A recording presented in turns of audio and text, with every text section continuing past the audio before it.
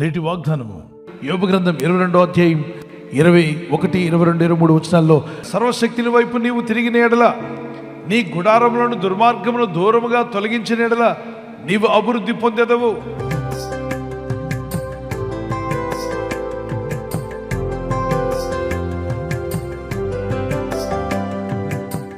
నిన్ను చేసిన సృష్టికర్తనే దేవుని వైపు నువ్వు తిరిగినట్లయితే, సర్వోన్నతులైన దేవుని, శక్తిమంతులైన దేవుని వైపు నువ్వు తిరిగి, ప్రభువా ఇదిగో లోకం వైపు ఇన్నాళ్ళు నేను చూశాను, ఇక నుండి నీ వైపు నేను తిరుగుతున్నాను ప్రభువా, నీవు నాకు కావాలి, నువ్వే మొట్టమొదటి వాడువు నా జీవితంలో ప్రభువా, నీ కృప నాకు కావాలి, నీ దయ నాకు కావాలని సర్వోన్నతుని వైపు నువ్వు తిరిగిన ఎడల, రెండవదిగా అంటాడు, నీ గుడారంలో నుండి దుర్మార్గమును, అది వ్యర్థమైనవి ఏవైనా సరే దాన్ని తొలగించుకో. గుడారం అంటే నీ హృదయం అనే గుడారము, నీ దేహం అనే గుడారము.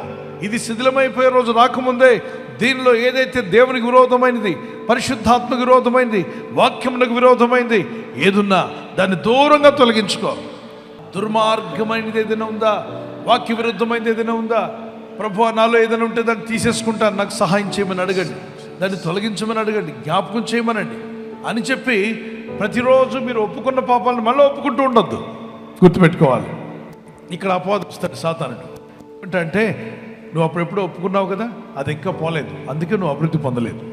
దేవుని బిడ్డలారా, నిజముగా పశ్చాత్తాపడినట్లయితే, ఒక్కసారి నిజమైన పశ్చాత్తాపంతో ఒప్పుకున్నట్లయితే మళ్ళీ ఆ పాపాలు జ్ఞాపకం చేసుకోవద్దు. మీకు జ్ఞాపకం వచ్చిన వాటిని మళ్ళీ ఒప్పుకోవాల్సిన అవసరం లేదు. ఏంటి చెప్పండి? లేదు లేదు. కోర్టు వారు పలానా వ్యక్తి నిర్దోషాన్ని కొట్టేశారనుకోండి, మళ్ళీ కోర్టుకి వెళ్తావా? వెళ్ళరు. సార్ మళ్ళీ ఇంకోసారి తీర్పు ఇవ్వండి సార్ అంటే లాగిపెట్టి వండిస్తాడు. కోర్టులో ఆల్రెడీ నిర్దోషాన్ని తీర్పు తీర్చాడు, ఇంటికి పొమ్మన్నాడు, నీకు కేసు కొట్టేసామన్నారు, ఇంటికి వచ్చే సంతోషంగా ఉంటావా, ఏడుస్తూ కూర్చుంటావా? సంతోషం. కేసు కొట్టేక ముందు ఎలా ఉన్నావు? నిరుత్సాహంతో, బాధతో, ఏమవుద్దన్న భయంతో ఉన్నావు. ఇప్పుడు కేసు కొట్టేశారు అనండి, కేసు కొట్టేశారు. కొట్టేసినప్పుడు ఎలా వెళ్తావు ఇంటికి? సంతోషం. నవ్వొద్దన్నా నువ్వు వస్తుంటుంది. ఆ రోజు మాత్రం 32 పళ్ళు బయటే ఉంటాయి. ఎవరిని పలకరించినా నా కేసు కొట్టేశారని చాలా సంతోషంగా ఉంటాను. పాపాలు ఒప్పుకున్నప్పుడు కూడా ప్రభు నిన్ను క్షమించాడని తెలియగానే మళ్ళీ నువ్వు పాపిలాగా బాధపడుతూ ఉండకూడదు, నువ్వు సంతోషిస్తూ ఉండాలి. మరి మన కోర్టులో ఎలా కొట్టేస్తాడు దేవుని కోర్టులో నా పాపాలు? నిన్ను బట్టి కొట్టేట్లా, యేసుక్రీస్తు నీ కొరకు రక్తం కార్చి ప్రాణం పెట్టాడు కాబట్టి కొట్టేయమంటున్నాడు యేసయ్య. నీ పాపములు ఒప్పుకుంటున్నప్పుడు నువ్వు కోర్టులో ఒప్పుకున్నట్టే, నువ్వు ప్రార్థనలో ఒప్పుకుంటున్నప్పుడు వెంటనే సాతానుడు వచ్చి అంటాడు, నిజమే వీడు పాపం చేశాడు, ఏం పాపం చేసింది, ఆ పాపాలు ఉన్నాయి, ఈ పాపాలు ఉన్నాయి, నిజమే అంటాడు. వెంటనే మధ్యలో యేసయ్య వస్తాడు, అక్కడ నిలబడి, సాతానా నిజమే, నా బిడ్డ ఒప్పుకుంటున్నవన్నీ నిజమే, నువ్వు కూడా పాపాలు జ్ఞాపకం చేస్తున్నావు, ఓకే, ఇదిగో వాడి ఒప్పుకున్న ప్రతి పాపానికి నేను వానికి క్షమాపణకి ఎంత ఖర్చు అవుతుందో ఆ ఖర్చంతా నా రక్తం ద్వారా నేను ఇచ్చేశాను కాబట్టి నువ్వు ఇప్పుడు ఏం అడగడానికి వెళ్ళలేదు, వాడిని క్షమించేసేయాల్సింది. ఒప్పుకోకపోతే యేసయ్య రాడు, ఆయన క్షమించమని అడగడు, మీరు క్షమాపణ పొందలేరు. కనుక ఒప్పుకున్న పాపములు క్షమించబడ్డాయి. బట్టలు ఉతికారు, తీసి ఆరేయాలా మళ్ళీ ఉతకాలా? ఆరేయాలి. మళ్ళీ ఉతికితే మళ్ళీ 10 సార్లు ఉతికితే ఉతికిన బట్టను మళ్ళీ ఉతుకుదాం వాషింగ్ మిషన్లో తీయడం వేయడం చేస్తే ఇట్లా అవుద్ది. బయటకు వచ్చిన షర్టు ఏమైపోద్ది? చినిగిపోయి ఉంటుంది. ఏం జరిగింది? అలాగనే పాపాలు ఒప్పుకున్న విడిచిపెట్టిన తర్వాత అది కేసు కొట్టివేయబడింది కాబట్టి దాని గురించి నువ్వు ఇక అడగాల్సిన అవసరం లేదు. ఇప్పుడు ఈ రోజు నీ జీవితంలో దోషం ఉందా, ఏదైనా అపరాధం ఉందా, ఒప్పుకో. 20 ఏళ్ల క్రితం, 10 ఏళ్ల క్రితము నువ్వు ఒప్పుకున్నావు, విడిచిపెట్టావు, ప్రభు క్షమించాడు, నీకు రక్షణ ఆనందం కలిగింది. మళ్ళా వాటిని ఒప్పుకో అని చెప్పే వాళ్ళు చాలామంది ఉన్నారు. చూడండి, ఒక నాయకుడు మన వీధిలోకి వస్తే వీధంతా రోడ్లన్నీ శుభ్రం చేసి 2 వైపులా బ్లీచింగ్ పౌడర్ ఇది వేస్తారు.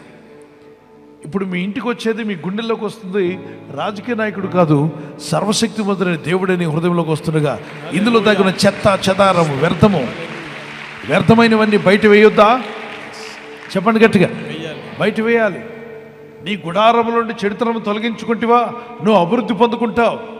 అపవాది సమస్యలు తేవడం మానేస్తాడా? వాడు ఉన్నంతకాలం మనం ఉన్నంతకాలం వాడు తెస్తూనే ఉంటాడు. వాడు పేరే ట్రబుల్ మేకర్, ఏదో ఒకటి తెస్తాడు. మనకు ఈ ట్రబుల్స్ ని తట్టుకునే శక్తినిచ్చే ఒక ఆయన ఉన్నాడు మనకు, ఆయన పేరు జీసస్. హల్లెలూయా, హల్లెలూయా. కీర్తన 55:22 అందుకే మీరు చిన్నప్పటి నుండి విశ్వాసంలో ఉన్నవారు ఒకసారి చెక్ చేసుకోండి. ఎన్ని సమస్యలు రాలేదు, ఎన్నిటిని మీరు జయించలేదు, దేవుడు జయం ఇచ్చాడు కదా. ఈ రోజు వచ్చిన సమస్య మీద కూడా నీకు జయం రాబోతుందని నమ్మితే దేవునికి స్తోత్రాలు చెల్లించు.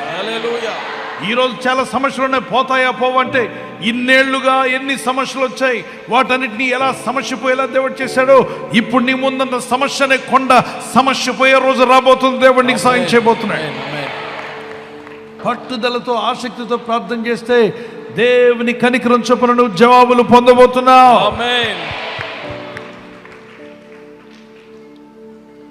ఆయనకి అసాధ్యమైందంటూ ఏది లేదు. ఆమేన్. హల్లెలూయా. హల్లెలూయా. సమస్తం ఆయనకి సాధ్యమే. ఆమేన్. మార్క్స్ 10:27 దేవుడు నీలో ఇక్కడ ఉన్న వాళ్ళ కొందరితో మాట్లాడుతున్నాడు.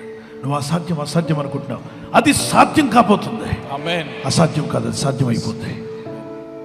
గర్భఫలం ఇవ్వడం దేవునికి సాధ్యం, నీ జీవితాన్ని దీవించడం దేవునికి సాధ్యం, చిక్కుముడిలాగా ఉన్న నీ కుటుంబ జీవితం సరిచేయడం దేవునికి సాధ్యం, ఒంటరి వైపున నీ జీవితాన్ని నిలబెట్టడం దేవునికి సాధ్యం.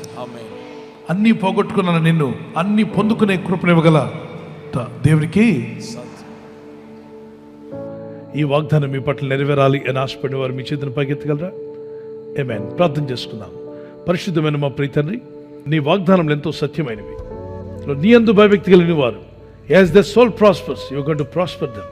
ఈ దినం ఎవరైతే ఈ వాగ్దానం పట్టుకుని ప్రార్థిస్తున్నారో వారి జీవితాల్లో ఈ వాగ్దానం నెరవేరునుగాక. వారిని ఇంకనూ ఆశీర్వదించి అభివృద్ధి పొందిస్తానని వాగ్దానము నెరవేర్చండి. వారిని, వారి పిల్లలను కూడా అభివృద్ధి పరచండి. ఈరోజు ప్రార్థించి ప్రయత్నించబోతున్న శంకుస్థాపన అయిన, గృహప్రవేశమైన, ఒక బిజినెస్ ప్రారంభిస్తున్నా, ఉద్యోగ ప్రారంభానికి వెళ్తున్నా, ఒక మంచి కార్యక్రమాన్ని ప్రారంభిస్తుండగా, నేను వారి బిడ్డల వివాహం కొరకు ప్రయత్నాలు చేస్తుండగా, వారు చేస్తున్న ప్రయత్నాలు ఫలించలాగున మీ దూతలకు ఆజ్ఞాపించండి. మీరు ఆజ్ఞాపిస్తే కార్యాలు జరుగుతానైనా. ఎవరైనా హాస్పిటల్లో ఉన్నా, ఐసీయూలో ఉన్నా, ప్రభు ఎవరైతే సీరియస్ కండిషన్లో ఉండి బాధపడుతున్నారో వారికి యేసు నామములో స్వస్థతను అనుగ్రహించండి. ఏదో ఒక బలహీనత వల్ల కృంగిపోయిన వారిని లేవనెత్తండి. మీ గాయపడిన హస్తమును చాపి వారికి ఉన్న సకల రోగాల నుండి విడుదల ఇచ్చేయి. వారిని లేపి నడిపించడాన్ని సాక్షులుగా నిలబెట్టుకోండి. వారి ఇళ్లకు వచ్చి సాక్ష్యం ఇచ్చి దేవుని ఘనపరచుటకు సహాయం దయచేయండి.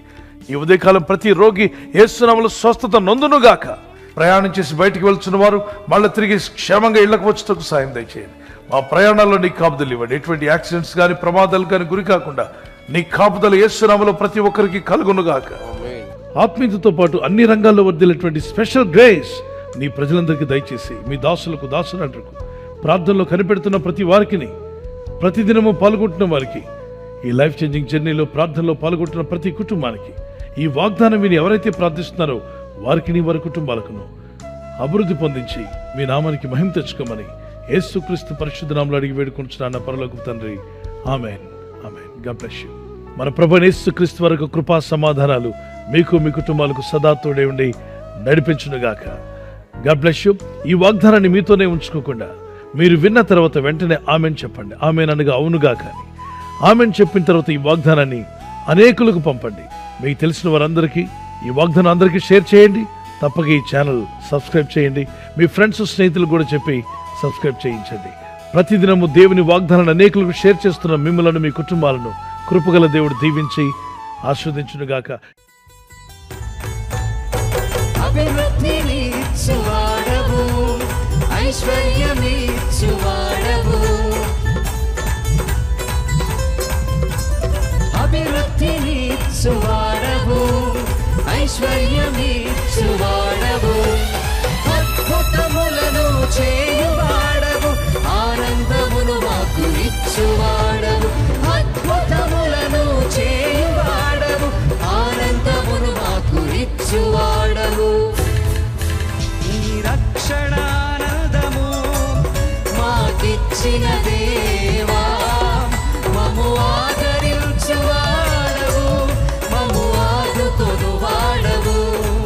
నీకే స్తుతియు మహిమా ఘనత యుగ యుగములు చెల్లునుగాక. నీకే స్తుతియు మహిమా ఘనత యుగ యుగములు చెల్లునుగాక. బర్త్డే జరుపుకునే వరకు happy birthday to you, many more returns of the day. God bless you. మీకు వాగ్దానం 1 పేతురు 3:9 ఆశీర్వాదమునకు వారసులగుటకు మీరు పిలువబడితిరి.